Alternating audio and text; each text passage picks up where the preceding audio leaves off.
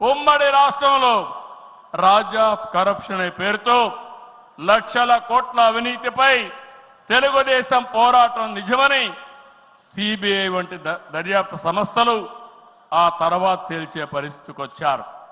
అది మన క్రెడిబిలిటీ. మనం ఎప్పుడు కూడా ఆరోపణలు చేయం. వాస్తవాల్ని దృష్టిలో పెట్టుకుని ఎవరు ఎక్కడ అవినీతి చేసినా చివరి వరకు పోరాడిన ఏకైక పార్టీ తెలుగుదేశం పార్టీ. హైదరాబాద్ లో ఔటర్ రింగ్ రోడ్డు కానీ, వ్యాన్పిక్ సిటీ కానీ, హిందూకి ఇచ్చిన భూములు కానీ, లేపాక్షి భూములు కానీ, ఇలాంటివన్నిటిపైన మనం పోరాడాం. దాని పర్యవసానం తర్వాత ఇన్వెస్టిగేషన్ ఏజెన్సీ అన్ని ఒప్పుకునే పరిస్థితికి వచ్చారు. ఓబులాపురం ఆక్రమ మైనింగ్ పై మనం చేసిన ఉద్యమం నాడు దేశంలోనే ఒక సంచలనం. ఓబులాపురం అక్రమాలు నిజమని 10 ఏళ్ల తర్వాత కోర్టులు కూడా గుర్తించాయి. నిందితులకు శిక్షలు వేశాయి.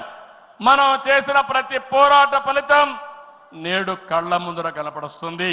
అది తెలుగుదేశం ప్రత్యేకతని మరొక్కసారి విజ్ఞప్తి చేస్తున్నా. గతంలో ప్రభుత్వాలు చేసిన అవినీతి ఒక ఎత్తు అయితే వైసీపీ ప్రభుత్వ అక్రమాలు మరొక ఎత్తు. కూటమి ప్రభుత్వం అధికారంలోకి వచ్చిన తర్వాత విధ్వంస పాలకుల స్కాముల లెక్కలు లెక్క పెడుతున్నాం. ఇన్వెస్టిగేషన్కి ఆర్డర్లు ఇచ్చాం. తప్పకుండా ఒకటే చెప్తున్నా, ఎవరు అవినీతి చేసినా కక్కిచ్చే బాధ్యత ఎన్డీఏ ప్రభుత్వం తీసుకుంటామని మీ అందరికీ విజ్ఞప్తి చేస్తున్నా. అదే మాదిరిగా ఎన్నికల్లో మనల్ని గెలిపించి అవినీతి పాలకుల్ని ప్రజలు తరిమేశారు.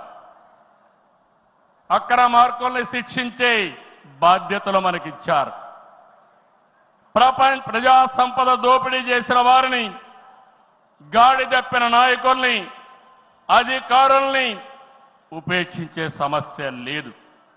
తప్పు చేసిన వారికి ఆలస్యం కావచ్చేమో కానీ శిక్ష తప్పదని మరొకసారి ఈ సందర్భంగా విజ్ఞప్తి చేస్తున్నా. మనం అధికారం చేపట్టి ఏడాది అయింది.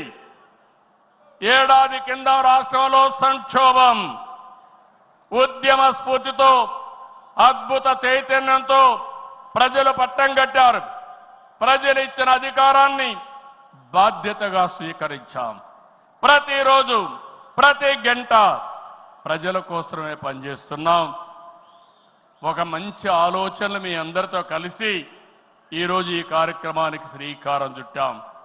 అనుభవంతో, ఆలోచనతో, కేంద్ర సహకారంతో కూటమి ప్రభుత్వం బీజేపీ జనసేన సమన్వయంతో ఒక్కొక్క ఇటుక పేర్చుతూ రాష్ట్రాన్ని నిలబడుతున్నాం. 1947లో దేశానికి స్వాతంత్రం వచ్చిన తర్వాత దేశ ప్రజలకు స్వేచ్ఛ వచ్చింది. 2024లో కాంగ్రెస్ పార్టీని చిత్తుగా ఓడించిన తర్వాత ఆంధ్రప్రదేశ్ ప్రజలకి స్వాతంత్రం వచ్చింది, స్వేచ్ఛ వచ్చిందని మరొక్కసారి విజ్ఞప్తి చేస్తున్నా. అయితే ఈరోజు మనం ఒక్క విషయం గుర్తుపెట్టుకోవాలి. ప్రజల్లో అశాంతి పోయింది. ఎవరు ఏం చేస్తారో అని అలజడిపోయింది. కూటమి పాలనతో ప్రజలకు స్వేచ్ఛ వచ్చింది. నేడు ప్రతి ఒక్కరు కూడా భద్రతతో, భరోసాతో బతికే పరిస్థితి వచ్చింది. ఎన్నికల ఫలితాలతో చీకటి తొలగిపోయింది. భవిష్యత్తు పైన ఆశలు పెరిగాయి, ఆస్పిరేషన్స్ పెరిగాయి. మన కోట్లిచ్చి గెలిపించారు.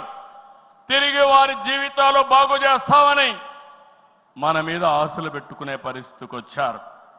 అందుకనే మీరు ఒక్కసారి చూస్తే రోడ్లు, మౌలిక సదుపాయాలు, వ్యాపారాలు, పెట్టుబడులు, ఉపాధి, ఉద్యోగాలు, నోటిఫికేషన్తో అనేక కార్యక్రమాలకు శ్రీకారం చుట్టాం.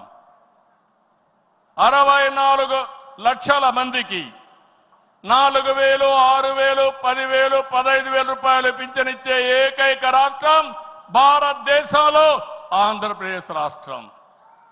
ఏటా 33,000 కోట్ల రూపాయలు నేరుగా పేదల సేవలో మొదటి తారీఖున పేదలకు అందించే ఏకైక పార్టీ తెలుగుదేశం పార్టీ.